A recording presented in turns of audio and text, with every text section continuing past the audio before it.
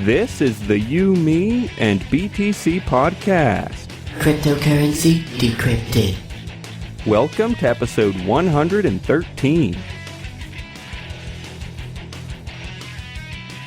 Today's slightly different episode comes from a Bitcoin news show that I helped host earlier this week.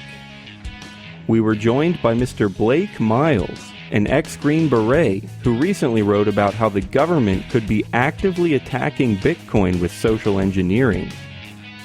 We all know that the Bitcoin community has been enduring a certain kind of civil war lately. We also know that the government probably doesn't like Bitcoin. So Blake, a man with unconventional warfare experience, argues that the bickering may have been designed by military specialists using fake social media accounts. Today, we'll ask Blake more about how this could be done, how we can stop it, whether or not we should even worry about it, and much more. Your hosts are TheOneVortex, Dustin from the Bitcoin Art Gallery, and myself, Daniel Brown. Here we go.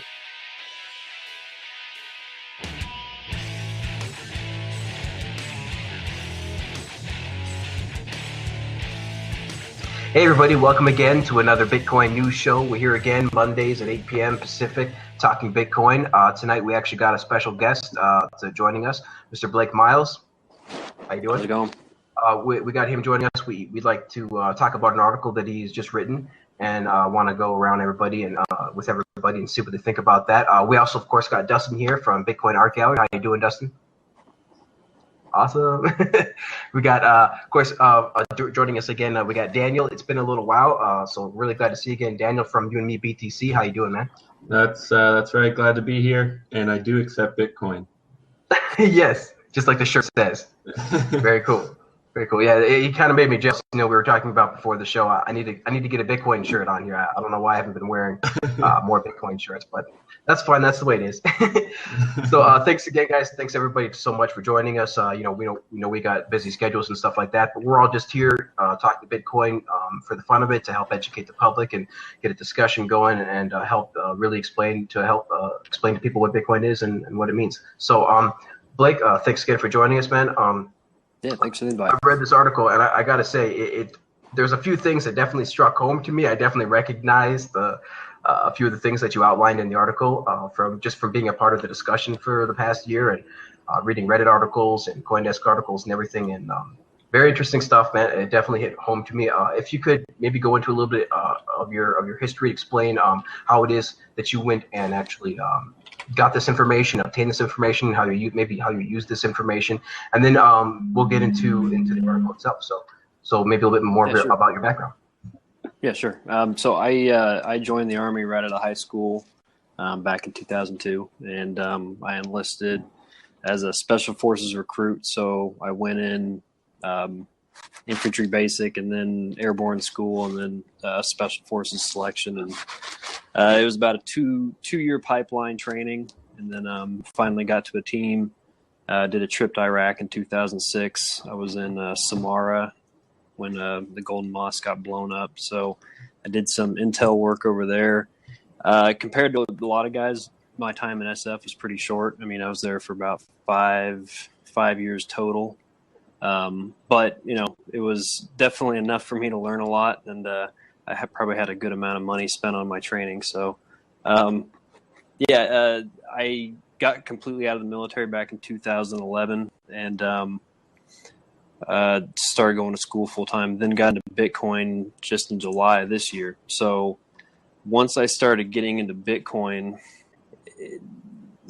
just the possibilities of what could be done with it, my brain just exploded with it, going to that fugue state I've heard Andreas Antonopoulos talk about it, that fugue state of losing considerable amount of weight, not sleeping for weeks. Yeah. I've been down that rabbit hole for a while now. So, it's been really exciting, and it's been interesting to learn about something that I can see changing the face of what's coming down the road, getting out in front of some of the chaos that seems to be inevitably coming, and having a buffer to that. So when I started, I remember going this phase transition of being really excited about Bitcoin, learning all about it, and then you start to hear more of these rumblings going on, learning more about this block size debate, like what the hell is this, and what does it mean? How's it going to affect the bottom line of what Bitcoin's worth? And these are the things that my brain start thinking about, and then reading more and more into Reddit, I think there was a palpable change. Like one day when I saw r/BTC, I went over there and I started reading some of the comments. I realized that I wasn't as angry when I was reading those, and it got me thinking that, like, all right, there's something going on. There's just a negative atmosphere that's coming through in a lot of these communication channels, and generally there's no need to be angry in this ecosystem. Like, what can be done with Bitcoin and digital currencies in general, it doesn't seem to be something that people should be getting extremely upset over, but they are. So I started, I just wanted to dive down deeper into where that was coming from. And I started working with 21 Computer and getting into the Slack channel over there. And that's how I met some people over at Bitcoin Magazine. And I wrote an article for ZapChain a while ago called Cryptocurrencies and Unconventional Warfare, basically outlining what can be done with digital currencies in an unconventional warfare space. And a lot of that was related to just, how you can manipulate currencies and gather intelligence and build up human intelligence networks with digital currencies, and how much easier that is than carrying around suitcases full of cash. And just that alone is, it's game changing. There's a lot of stuff that can be done with this. So the article that I just wrote for Bitcoin Magazine was more along the lines of, if I was coming at Green Berets, Army Special Forces, what our purpose is unconventional warfare, to take down a standing government or support an existing government against an insurgency. So we play, we're trained to play either side of that equation. So if I was coming at Bitcoin is kind of like an insurgent. It would be the equivalent of an insurgent group. It's an insurgent mentality that it stands to threaten existing power models and how things work right now. So it would be like fighting against an insurgency. And the easiest way to break up an insurgency is just completely get in their heads, use what resources you have at your disposal, and you start to cause chaos and strife within their own ranks. Then you don't have to worry about them because they're killing themselves. So, reading through some of these Reddit comments, I knew what was coming. I knew, what I wrote was going to be under the microscope, and I would be personally getting some heat, basically saying I don't know what the hell I'm talking about. But the hope of what I putting this article out would be is that the communication between the people who have a legitimate interest in seeing Bitcoin or digital currency successful, they start to change their communication from, I wonder if this is happening, to where is it happening already, and how can we be aware of it and defend against it more actively, rather than just being, my feeling is that a lot of people are just being played because they're not aware that they're being played, and it's as simple as that. Very interesting. So I think I rambled on enough about that. No, very interesting. You see, because this is kind of what I was feeling too. Because I participate in Reddit and CoinDesk, and there was definitely some people in there that I think were that I think were intentionally causing some chaos, because just like you said, there's no reason to really get too upset. Remember, Bitcoin is completely opt-in, right? This is a non-violent revolution, and I think that getting angry over this stuff is just not worth it. That's going to defeat the whole purpose. And so we've had all sorts of volatility in conversation and toxicity in the conversation, and I think that this part of it is definitely a direct result from some kind of external incursion, because we all know that Bitcoin is threatens the status quo, right? It threatens the most powerful entities on the planet, and have been the most powerful entities on the planet for hundreds of years. So we know that they're going to do all sorts of different stuff, and it's not unfeasible to think that they're going to use everything at their disposal, every tool at their disposal, especially tools that they're teaching to soldiers every day. the stuff that's well known, proven, stuff like that to work. So I'd like to go around and just get some questions from you guys for Blake and see what we can do. If anybody in the chat also has a question, just type a /Q in front of it so I can see it in the left hand corner. But so if you guys got any questions, do that. But first, Dustin, I'd like to see if you got any questions for Blake and this article. Yeah, actually, I did. I had a lot of questions. Okay, so for me, you're gonna have to break things down very slowly because I'm like acquainted with these concepts that are like in your article, but like only in the vaguest way. So you popped up in my news feed because you mentioned the art of war. And so I run the Bitcoin art gallery. So I have a general Google search out for all times the word Bitcoin and art are mentioned. Interesting convergence there. You popped up in my feed, and I was like, the art of war. I read the art of war. I'll click on this.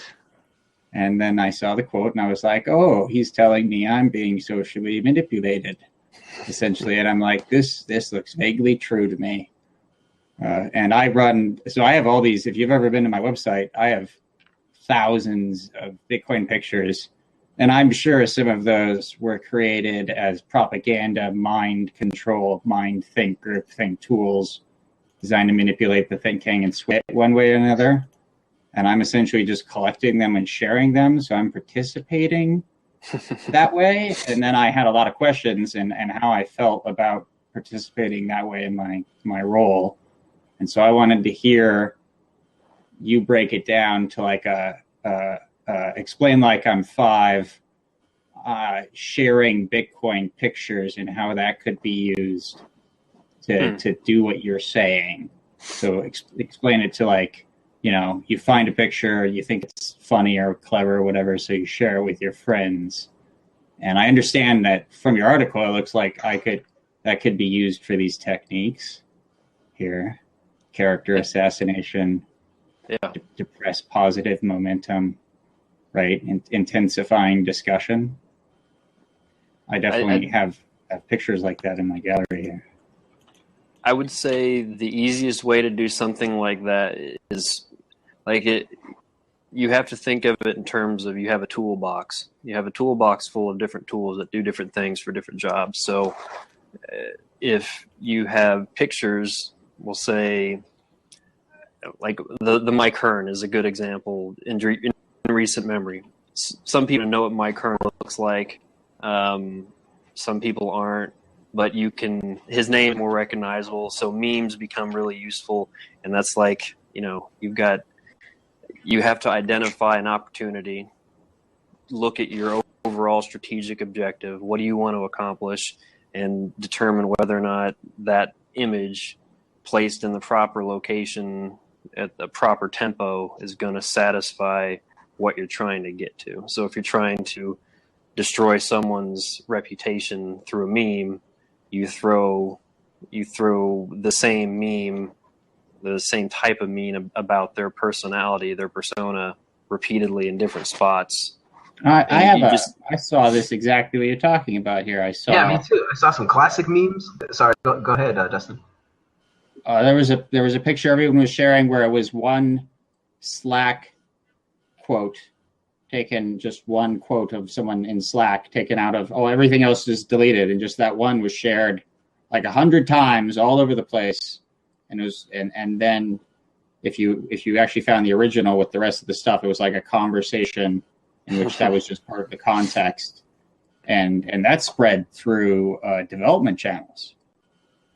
So yeah. It creates that magical FUD term. It just ripples that fear, and that's the goal. I mean, I think that someone was saying something on Reddit. I was just reading. I put out a message saying, "Hey, I'm the author. If anyone's got any questions, I'll try and answer them." I'll probably regret that in the morning, but it's basically I was just pointing out that like the goal for someone that wants to destabilize Bitcoin isn't to pick a side, one side or the other. It's simply to create confusion and demoralize. And if you can demoralize your enemy without putting much money resources, time, or energy into it. What do you think? It's easy. If you had to put a cost on say sock puppet accounts and the expertise you would need to do that and have someone manage that, if you were going to employ someone, what price tag would you say? Maybe for the whole team, but what would the price be for a whole team to operate? Then could you measure how much disruption by money and talent? Like in your articles, you mentioned hiring a team of developers, and you could even get anonymous developers. That seems expensive. Yeah, I think there has to be an alignment of motives, or there has to be an alignment of incentives. I don't think you can, you could hire, you could pay a lot of money to have some really talented people, but if their motives aren't there, then it's not going to be as good. But I'll just admit, I don't know what the cost would be, what the actual resource cost would be of putting together a multitude of sock puppet accounts. But just knowing the logic, I think it would be relatively simple given a good amount of training and time. If you spend a lot of time messing around with, Twitter or social media accounts and JavaScript and programming languages of any sort, you're going to find ways that you can duplicate efforts, write scripts so that multiple things can happen at the same time, and you can maximize your efforts without putting much energy into it. So here's a question I have about that. It sounds to me that sounds creating a multitude of kind of social and responsive bots that appear legitimate seems like an incredibly difficult task. I mean, with the on Jeopardy they had Watson and he guessed that he in Final Jeopardy he said Toronto. The category was U.S. cities and his answer was Toronto. So he was a decent bot. He made some great conversation and he had some great facts from the internet and he won the game. But to me, it sounds like to make it legitimate and realistic would be a huge task. Now, there's two kind of caveats there that I think make this doable, and I want to know if you agree. The first one is that it's the government, and they have virtually unlimited resources, and we know there has to be tons and tons of things that they can do that we can't even imagine. So maybe that's part of it. And the other thing that I would guess is that when you're online and it's all anonymous, if one of your bots slips up and says that Toronto is a U.S. city, you just dispose of it. Is that correct? Are there other things? Well, I think there's a difference between purely automated bots and the automated creation of accounts that can be used at later times by either individuals, with intentionally, they intentionally write up whatever they want, or they write up a database of things that they want to say and just put it on, auto repeat, or, actually having a computer conjure up something to say. So one of the comments coming down below is, making hundreds of accounts is relatively simple. It's just you recruit people. You can recruit different people to do different things on a small scale, and you scatter that far and wide, you're going to have a lot of people moving the ball around for you.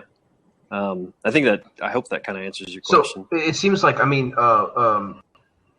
it seems like you could just have a few set of phrases, really. Maybe even under 100, because the block size debate is so niche and so specific that I could think of 100 phrases right now that would seriously piss people off to the point that just a few.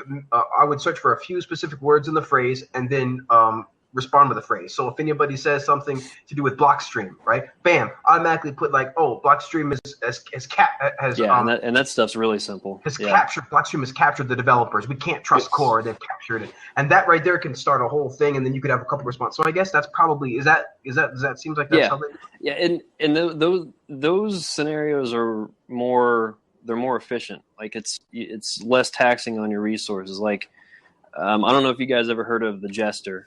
He's on Twitter.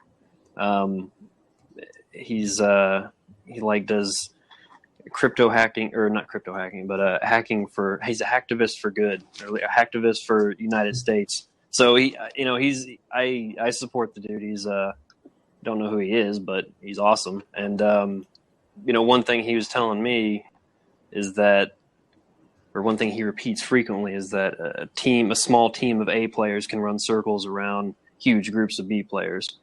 And the reason for that is like you align incentives and motives and these resources. You can get a lot more done with a small team than you can with a huge team of a lot of people who don't really care or don't really have the talent to back it up. And one thing that was mentioned earlier is I don't think this is so much government entities. Like I would assume that pretty much every major government around the world has teams focused on digital currencies and Bitcoin and keeping track of the space and having intelligence analysis on different developments. But I would venture to guess that more of the effective tools would be coming from extra business entities, like just people playing around in the dark that are operating on behalf of other players. Maybe banks, I would assume, right? That's what I would be. Okay, that's what I. Let's put it that way. And I think that's kind of like the underlying theme of the article I tried to write is this is what I would be doing, and if I had the resources and the time and the talent at my disposal, and I really wanted to, this is what I would be doing. So Mad Bitcoin says an interesting question. Is it easier to buy your own fake network or to just make your own fake network? Because the comments seem to say that why not just buy a fake network? Why not buy your own network? I don't know if that's something that can be sold or it's something that. Well, yeah, I think it could be sold. Okay. Yeah, it can be like that stuff can be sold, but I don't think it's going to be as effective as if you have some people diving in. Yeah, because arguing this stuff and trying to push the the two sides of a debate into each other and to make them antagonistic toward each other, it requires a degree of planning and strategic thought. And just firing and forget, I would say, is less likely in most cases. But I think there's probably a lot of scenarios where it could be really effective. Could I question that? Yeah. How do we know that is not that all the wacko accusing each other and vitriol isn't actually normal human interaction, and we've just never seen it before in this type of way because the tools weren't present, and since their money is at stake, it's a new weird space where they become emotional over nonsense, like they're becoming emotional over a specific line of code which they don't have a great understanding of, but they've got tens of thousands, $1 million tied up in all of a sudden, and so they write fanatically, and then they throw $500 at a bot guy who puts out a bunch of stuff for a month saying, oh, this is bad, that is good, he's bad. And that's just not the normal human emotional response, rather than organized. Because I understand the idea of organized behavior, how it could be done. Well, let me say something. It seems like it totally could be done, but I just don't know that what we see now isn't just natural human arguments taking place. I definitely want to say something that I want to hear from Blake, but on that, but because this is what I keep questioning. Like, think about the people that are talking about Bitcoin and stuff, right? These are super intelligent people, programmers, tech people, usually traditionally happy people, right? Because obviously tech Oh, jobs. no. What are you talking about? The devs talk nasty to each other all the time. Like, if you read like the devs chat back and forth, maybe friends and friends, but I'm talking about actual just a developer, talking to another smart person or another programmer. In general, right? There's always been like a respect. I mean, the whole community. No. Some of those devs have zero respect. They have negative respect scores with each other, and all they do is insult each other. And that's all they've done from day one. Well, okay. Well, let's see what Blake says. See, that's what I'm saying. Well, is like there's hostility between them since the beginning. I don't think that there's enough to create this type of toxicity to make the debate go on for this long to create this amount of negativity. But go ahead, Blake. What do you think? I would agree that it doesn't seem like it would be possible to organically, for that antagonism to organically sustain itself.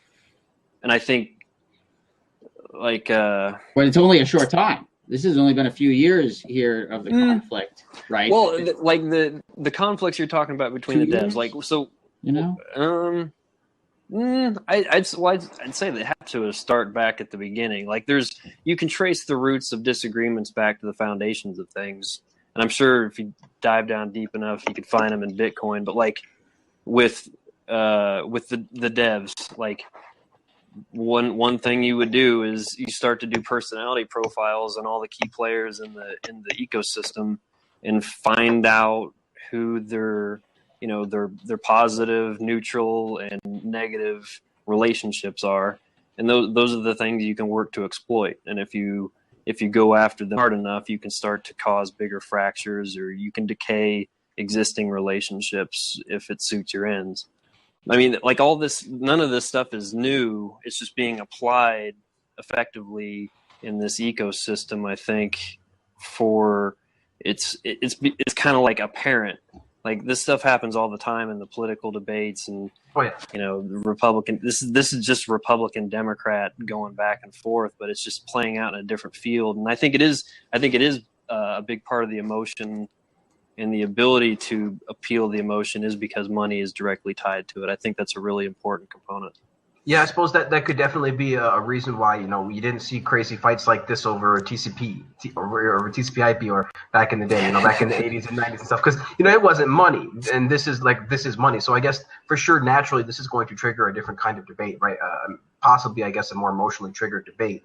There was of course the fighting over TCP/IP. Obviously, the whole 40 telecom companies trying to create X25 to maybe they wrote. But I'm saying there was not. I don't know if there was the kind of anger that we see in the block size debate. And there wasn't the speed of communication and the cheapness of the communication at that time either. At the time, so the debate couldn't have gotten very large. But now with we're living in a world now with unlimited communication and everybody's got 1080p streaming from their freaking phone. It definitely seems like that's also part of the reason why the negativity can proliferate so much. But it should also be the reason why positivity and sound reasoning should eventually shine through and come through. And this is why we have articles created by yourself to hopefully shine light on these types of debates, just a little bit of extra light to kind of take a step back and be like, put yourself out of the small block size, big block size for a second, and take a 10,000 foot view and just look over and see, okay, what does this team have to gain? What does this team have to gain? And why are there teams at all? And what's the differences between these teams? And I guess you can start to really, put a picture together. Are you tired of Bitcoin dice and ready for something different? Try LuckyBit, the original falling coin game at luckybee.it. It's the most exciting Bitcoin game on the web. You can bet on 5 different payout lines and win up to 999 times your bet. You can even use their faucet to get some free Bitcoin. Dice is boring. Play different at LuckyBit. Check it out at luckybee.it. I think I don't think there's any question about it that it's human nature to just bitch a lot. I mean, to some extent. So yeah, I mean, it definitely is a natural thing, but that doesn't mean that any opponents aren't capitalizing on that. and digging into people's values and both positive and negative, and amplifying those to cause disruption and break things apart. So I think it can kind of be both. It can both be natural and provoked at the same time. For sure, that makes sense. And that's the judo concept, that you take your opponent's energies and use it against them. So what does the art of war say we're supposed to do? I thought that was Aikido. Well, What is maybe it is Aikido. Yeah, you're right. What is the defense maneuver here? The biggest defense is being aware that it's happening and trying to plan out. Education. The education is a big part of it for the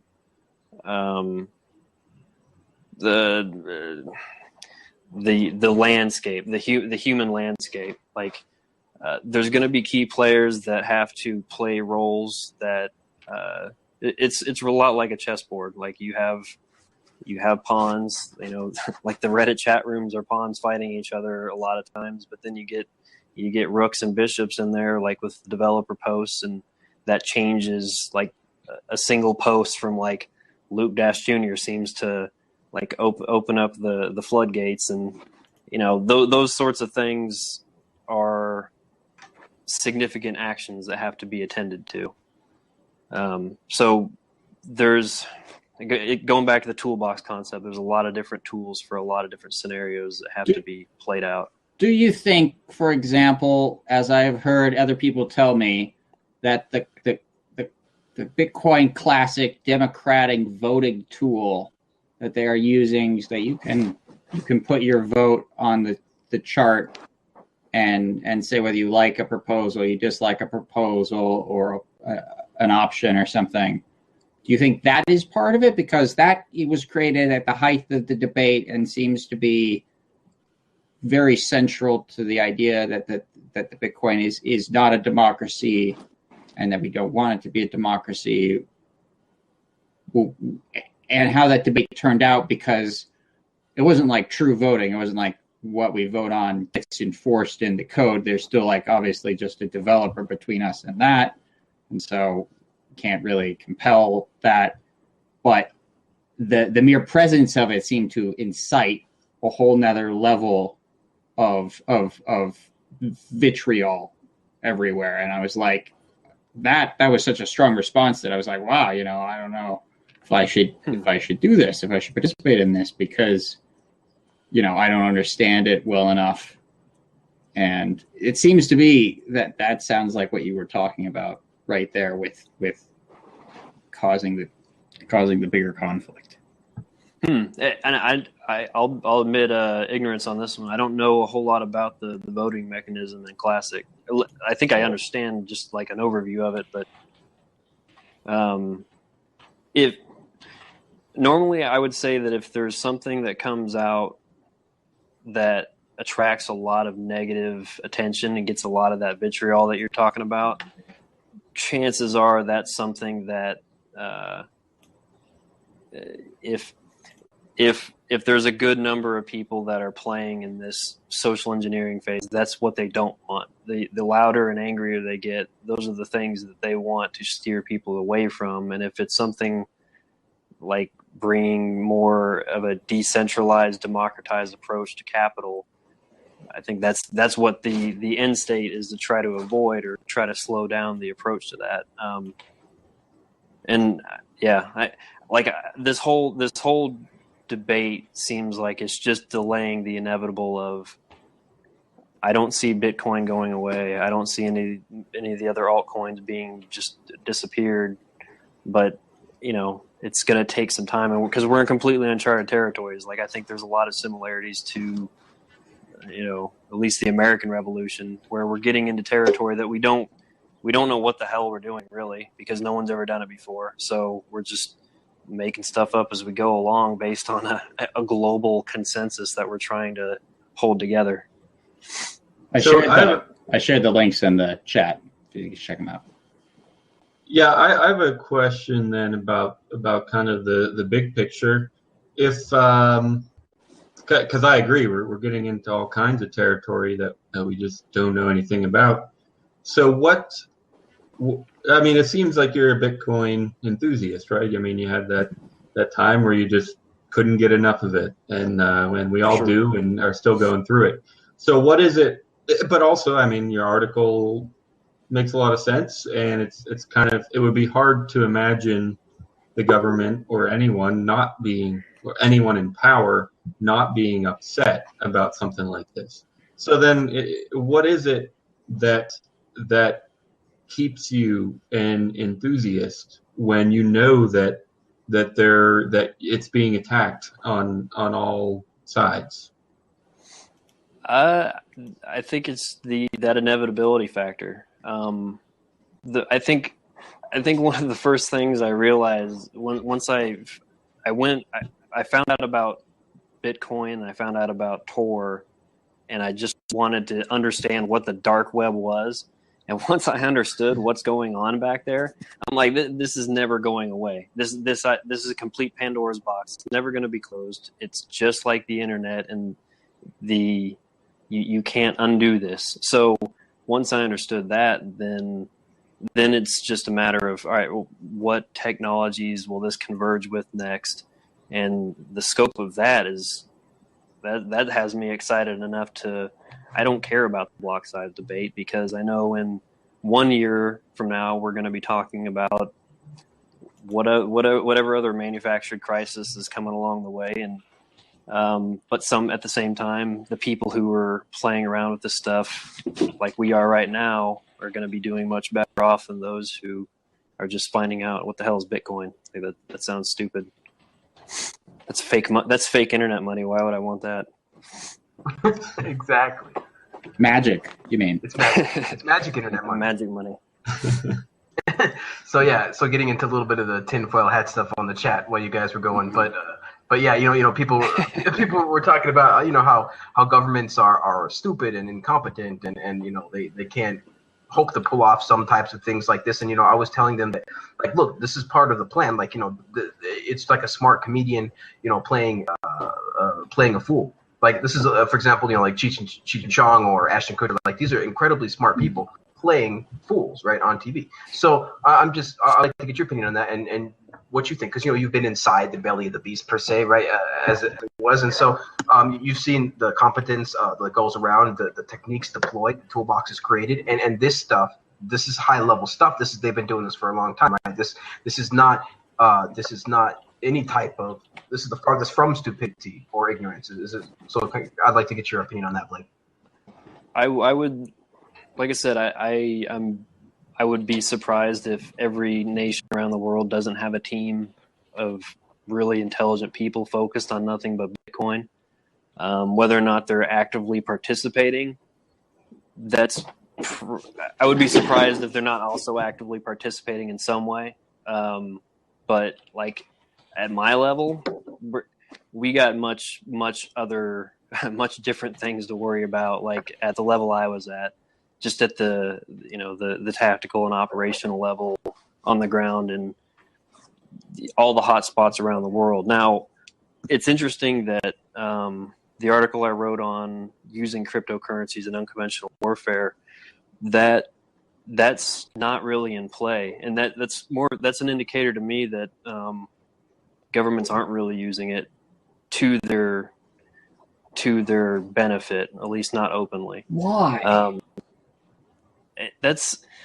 I would say that some are, but no, I just mean why haven't like the elite military groups that are on deck hopped on it and published some papers and gotten on top of that, because it seems like it would be useful to them.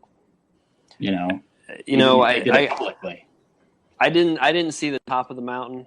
I was at one of the base camps down at the bottom. So I don't know, I don't have much insight on what happens at the puzzle palaces down in DC or at any of the other higher level. Oh, so you think it's politics rather than some sort of utility question? Politics are always because what happens is we'll say you get a major at a special forces company, writes up a paper saying this would be a really great tool that we could use overseas, and it would be a really powerful tool. Like if I was going into, say, Iraq again, and we had access to digital currencies that we could pay contractors with, and they knew that they had access to a legitimate source of revenue that was uncensorable. And you had a permanent record of those transactions. Exactly. To report. Exactly. Right, because that was rather than the losses, right? Was bad record keeping, right? Yep. And huge piles of cash are much easier to disappear.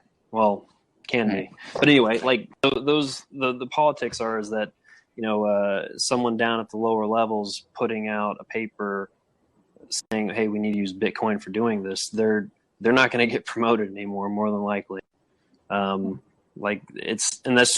That's sad. That's just it's the nature of the business. There's a lot of. That's sad. That's exactly the person they should promote. And they might get promoted. Like they might get scarfed up. Like a lot of times, the smartest ones end up going other places. Like there's always other places to go in the system still. There's a bunch of different agencies that you can go to, but a lot of times guys just get out if they get sick of the politics, and that was part of it for me. But yeah, I remember the question I had before I even got on here. Let me ask you this one. This is the one I thought of when I read your article. Is how do you know that Satoshi Nakamoto isn't a military psyops program from the get-go, and that all the conflict is the exact opposite of that, because the conflict is people fighting the program, like the Matrix or something, perfect reality, but they control the perfect reality. My instincts are that Satoshi was probably one of those really hyper intelligent teams that were hired to do something, and then they came across this potential solution and pushed it out into the open under a pseudonym. That makes a lot of sense to me. As far as what they're doing now, your guess is as good as mine on that one. I don't know. I think it's probably a good thing that Satoshi is a pseudonymous person, because I don't. For sure. That'd be just too easy to play with. Exactly. If it was revealed it was a military thing, would that change anybody's mind? Well, for some, it's an idea that can't be killed, though. I'd say. Yeah, for sure. I personally, I don't want to throw too much speculation into the show and such, but personally, I said this before. I think that Bitcoin was definitely created by a rogue group in the CIA, either the CIA or the NSA. But I think it was more the CIA, because inside, and even pretty much where you were, Blake. I mean, inside where those people are, they can see the effects that money has. They understand that they get taught about the Federal Reserve. They know about the Federal Reserve. I mean, I'm sure more people in the military, at least in the CIA, know about the Federal Reserve than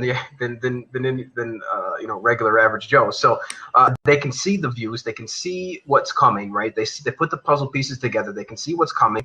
They saw that where the end goal was. They saw where the end game was, and that's another thing they have is access to they have access to information that could potentially. They have access to potential. Damning information from the government. Like if the government or these shadow entities, the shadow governments had these insidious plans, the people would be able to find them would be in the CIA or the NSA. And so I think that is most likely what happened. There was a positive rogue group who saw where we were going, saw where the dollar was headed, saw where the nation was headed, and created this. Now, that's just, of course, complete speculation. But the thing is that whoever created this, Satoshi, they knew that all you needed was a little seed. If you planted the seed just right with just the right incentives, then it could grow. And that's where I think that's why I think governments, if the governments are not looking at it, and somebody mentioned in the chat, Horace mentioned that people, there's probably governments and banks are not looking at Bitcoin. It's just too small. The market cap is tiny, and there's only 3 transactions per second. No, they're still looking at it because they've seen the evolution of the web. They saw how fast that kind of stuff can go and evolve, and so I think that that's more than like what happened. Blake, did we lose you? Oh, I think we lost him. Oh no, the NSA, man! As soon as we start talking about CIA and NSA, dude. I feel like too many secrets. It's done. Too many secrets. That was great, though. That was awesome. I hope Blake comes back. He said that if he did have problems, he'd try to get back in. He was challenging my thoughts. That's Yeah, good. exactly. Bitcoin space. I just with respect to the government being behind Bitcoin. Well, I mean, maybe it was a rogue government group, which would kind of be a good thing. But even if it was a malicious government group, malicious towards the people, that is, I mean, the Navy, I think it was, made Tor. I mean, they sometimes develop good stuff, and they don't maybe intend for it to be used as good as it ends up being used. But yeah, I guess they can. Yeah, it's a shame that they have good stuff. Jimmy left. I wanted to get his opinion, on some of the block size debate, actual block size debate stuff. What he actually thought, because that was going to be, the next article and stuff that we were going to get into. Oh, Blake's coming back. Let's see if we can get him in here. Technology, man. Did the NSA get you, Blake? What's going on, man? It's scary. It's scary sometimes. Dude, I've gotten shut down too. It gets crazy sometimes. It's. I think that's part of the psychological games, honestly. Like the fact that that's even entering my brain, that it's something to worry about when weird things happen with my tech. It sucks, but what are you gonna do? It's kind of funny. Sorry, I missed what you're saying. Oh, no problem. Yeah, it's just funny. We still got people like, let's see, what's this guy's name? He's been constantly in the chat calling everybody a tinfoil hat. It's Tom. Tom. I tell you, Tom, a lot of people think like you, man. A lot of people think that people like us and people who talk about shadow governments and stuff like that, and maybe even some of the stuff that Blake is saying, a lot of people think that's kind of tinfoil hat stuff and things like that. But remember, that's the idea. They want the whole even phrase or notion of conspiracy theory to be completely demonized. Like, that's part of the plan. If you watch these documentaries, you can see that this is what they do. They set up a social structure in which anything. You keep saying they set up a social structure. Right. So the people in power, right? The people we elect. The people in power, assuming the people in power are also collaborating. So I'll add a quick caveat. People who are capable of influencing with power. Yeah. So namely, who I'm talking about, namely Dustin, is the Morgans, right? The Rothschilds, these people who set up the banking systems and things like that. They're the ones who build societies. They're the ones who fund wars. They're the ones who have done this for the past few hundred years. Now, these people, they set up these social constructs, these rules and these laws that allow anybody that tries to say something outside of the social norm to be immediately demonized by everybody in the social norm. So it literally almost patronizes or gathers all these people together to use them as their own people against the human. But humans do that naturally. Think of holidays. Well, everybody likes Christmas. Everybody likes Christmas. Again, and even that, is the wrong day of the year. It happens to be the wrong. You must know that even a bunch of these holidays are designed by corporations a lot of the times and stuff like that. Yeah, but they invented Christmas like hundreds of years ago. That's what I'm saying. This is the longest day of winter. Let's all give each other gifts. Dustin, every single year, and any holiday that you don't like, I beat you up over. So check this out, man. You got to look at history, right? 200 years ago, there wasn't this whole huge freaking scrambling for Christmas, despite what the movies try to tell you, right? Back in those times, there was scrambling of Christmas trees, Christmas gifts, economic booms of all of these shopping stores and shopping malls and things like that, right? There wasn't that type of, it just didn't exist. Same with Valentine's Day, and even diamond rings didn't even freaking exist, as a way of giving somebody, as proposing to somebody prior to the diamond mines and those being bought and closed down and used to create false scarcity. This is all just standard social construct creation. So, but anyway, I don't want to get too far off of the topic here. So let's get back. So Blake, what I'd like to do, man, I'm just going to answer. I'd like to read a couple of questions. So first question is from Dave. Do you think that it's important that regulation should be ignored? Well, let me just get your view on regulations, then, and maybe Blake a little bit. What do you think about the current regulation landscape in Bitcoin? if you could just kind of give us your thoughts on that real quick. I don't like it, but there's bound to be some sort of regulation. And I think I'm a libertarian / conservative. I'm a believer in limited government scope. And yeah, like what they're capable of regulating is a drastically more different question than what they're going to try to regulate. And I think right now they've got bigger fish to fry. And, For sure. I don't know what's going to happen with regulation though. Cool. Yeah, and it's true. That's well said. Basically, they're going to try to regulate everything. I mean, they're going to try, just like the whole Apple debate that's going on right now, right, with Apple and FBI. FBI claiming that this is just this one little incident we're just going to break this phone with. But of course, this will set a precedent in the judicial system for years to come, like everything else does in the judicial system. One court winning is like, can be have consequences for hundreds of years, because they're literally, the FBI is pointing to an act made in the 1700s that's allowing them to I can't remember if it's the 1700s or 1800s, but it's like multi-hundred-year-old act that they're trying to use against Apple to try to get them to create this backdoor. So it's they're gonna use this so they're gonna use this one case and say, look, it's just this one case, one place. But then they're going to use that same technology to, again, bring it up. Because once they do it once, they're going to want to do it again. And that's what always happens. And so, it's just this big, huge privacy fight. Maybe just you could quickly weigh in on that. See what do you think about this whole... I think the best solution is to innovate around whatever roadblocks that are coming up. And I think it's already happening. Like someone mentioned Purse.io. That's a perfect example. It's like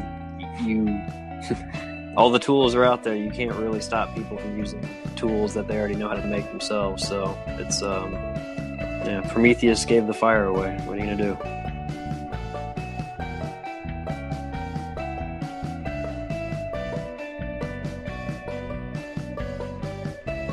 Thanks for listening to episode 113. Remember to check out this week's show notes at youmeandbtc.com and leave us a comment. You can also find more from the Bitcoin News Show at blab.im/TheOneVortex or by following @TheOneVortex on Twitter. We'll see you next Thursday.